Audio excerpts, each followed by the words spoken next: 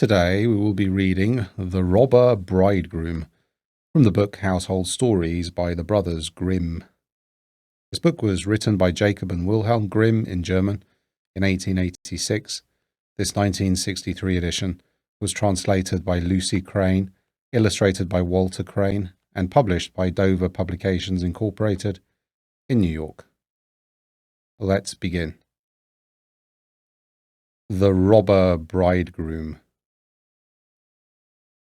There was once a miller who had a beautiful daughter, and when she was grown up he became anxious that she should be well married and taken care of.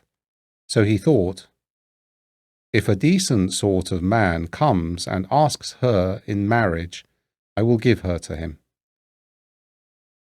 Soon after, a suitor came forward who seemed very well-to-do, and as the miller knew nothing to his disadvantage, he promised him his daughter. But the girl did not seem to love him as a bride should love her bridegroom. She had no confidence in him. As often as she saw him or thought about him, she felt a chill in her heart. One day he said to her, "You are to be my bride, and yet you have never been to see me." The girl answered, "I do not know where your house is." Then he said, "My house is a long way in the wood."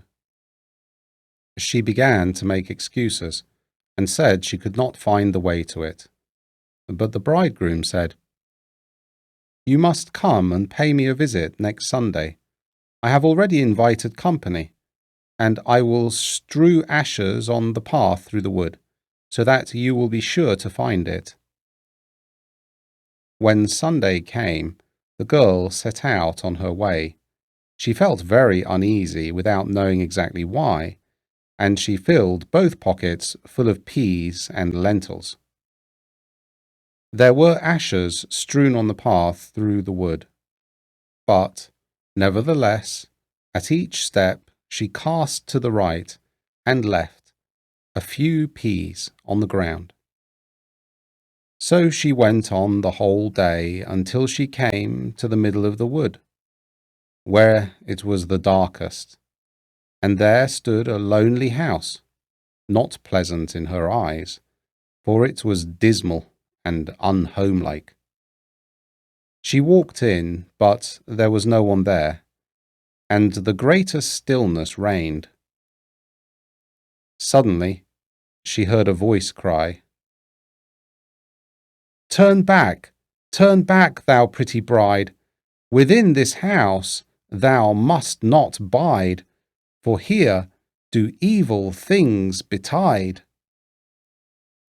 The girl glanced round and perceived that the voice came from a bird who was hanging in a cage by the wall, and again it cried, turn back, thou pretty bride!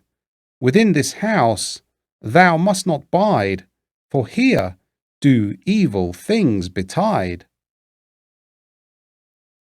Then the pretty bride went on from one room into another, through the whole house, but it was quite empty, and no soul to be found in it.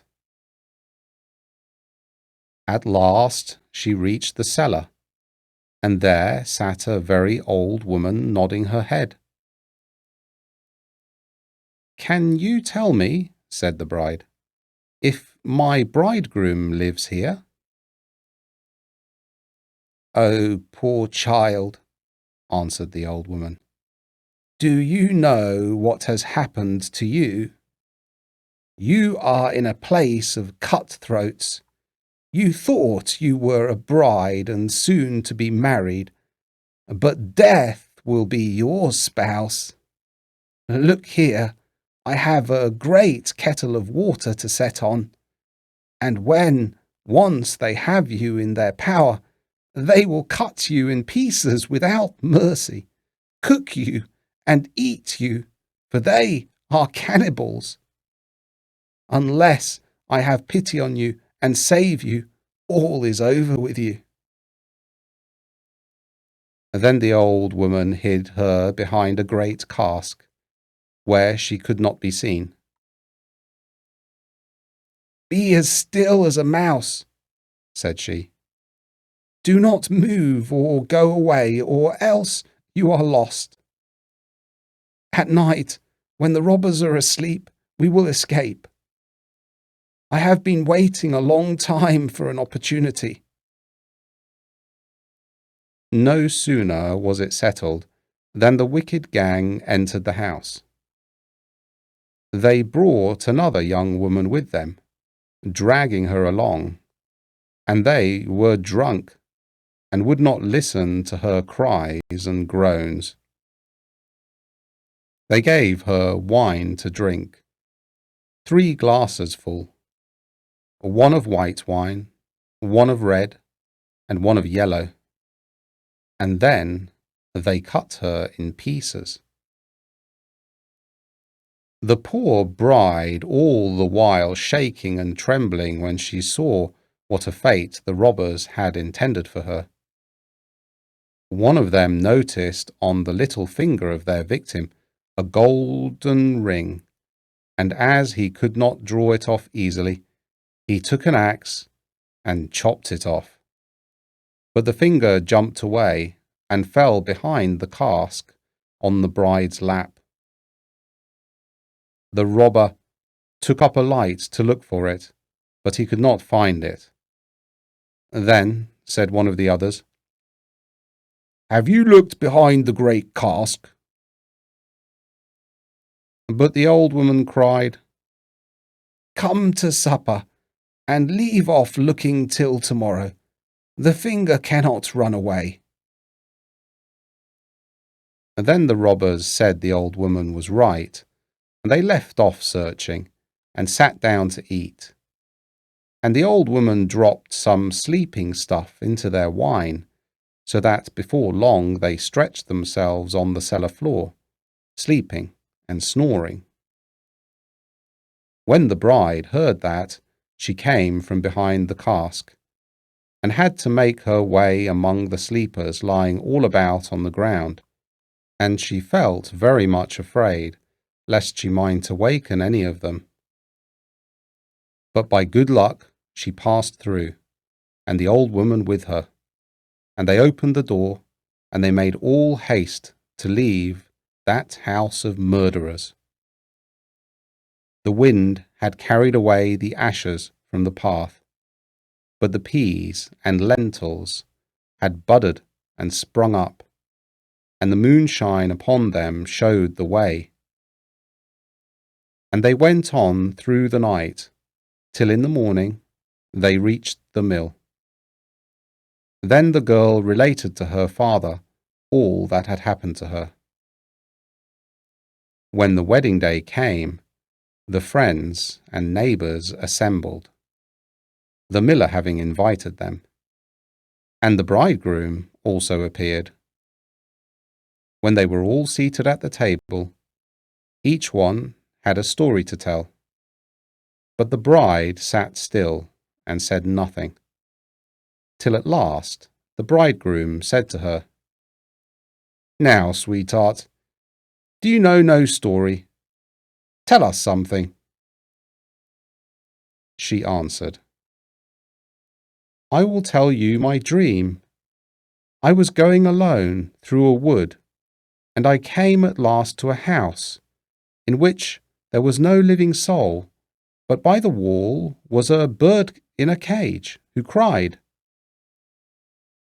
'Turn back, thou pretty bride, within this house thou must not bide, for evil things do here betide.' And then again it said it." "Sweetheart, the dream is not ended.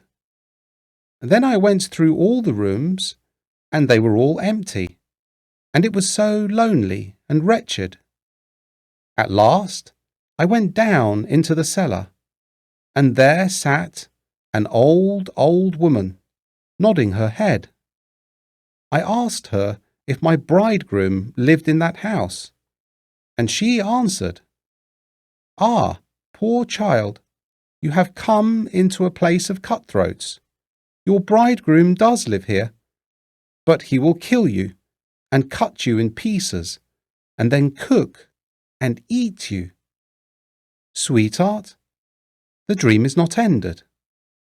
But the old woman hid me behind a great cask, and no sooner had she done so than the robbers came home, dragging with them a young woman, and they gave her to drink wine thrice, white, red, and yellow. Sweetheart, the dream is not yet ended. And then they killed her and cut her in pieces. Sweetheart, my dream is not yet ended.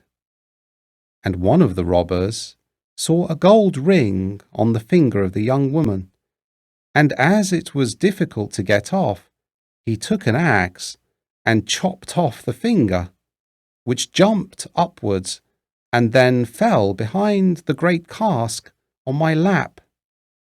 And here is the finger with the ring. At these words she drew it forth and showed it to the company. The robber, who during the story had grown deathly white, sprang up and would have escaped, but the folks held him fast and delivered him up to justice, and he and his whole gang were, for their evil deeds, condemned and executed. The end.